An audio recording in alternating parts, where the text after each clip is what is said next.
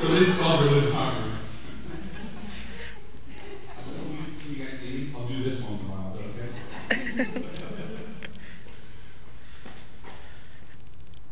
They say I'm one of the good ones.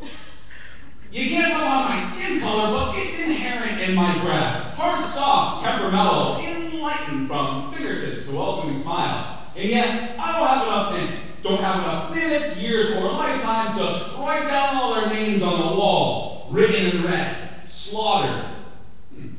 If I hear one more jackass ask my religion and think that one or the other would shape and define my worldview, I'm gonna flood his people, kill his firstborn, burn some witches, and have them drink in a separate water fountain, because I'm a real Christian, just like you.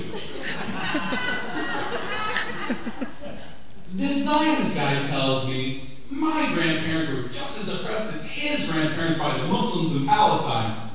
Really? Last I checked, there was Jewish rifles held against temples that dispossessed Haifa and Jaffa. Urban and Serbian bombings that formed an ethnocentric state that didn't recognize Muslims or Christians as equals. Crazies like Ayaan Hirsi Ali want to talk about dhimmis, but conveniently forget Palestinian third-class status as the indigenous population. Not going to have some crazy right-wing lunatic house rep in some Republican district tell me what's wrong with all those Muslims. Maybe they'll start listening to him when he stops starving Jesus' poor, aborting black and Latino lives on death row, and overstepping homeless people on the way into his Whole Foods. Now, for the high-mighty liberal secularists, just because you don't call it a religion doesn't mean radical capitalism hasn't destroyed this nation. With your grimy bankers and bailouts, liberals didn't mind destroying a country when they thought they could do it on the cheap and plant a Starbucks on every Iraqi street corner, then blame George Bush when shit hit the fan.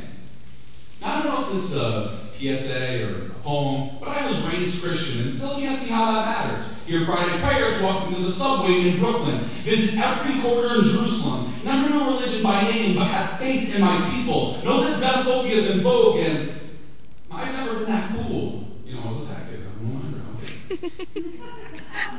Although, maybe this all emanates from a religiously aligned worldview that I'm predisposed to based on my Christian roots. Then again, maybe it's more simple. Maybe those who monolithically castigate 1.4 billion people are recalcitrant idiots, the true image of what they think the other is, the actual ultra evil that's created its own axis in which it fiendishly rules without knowing.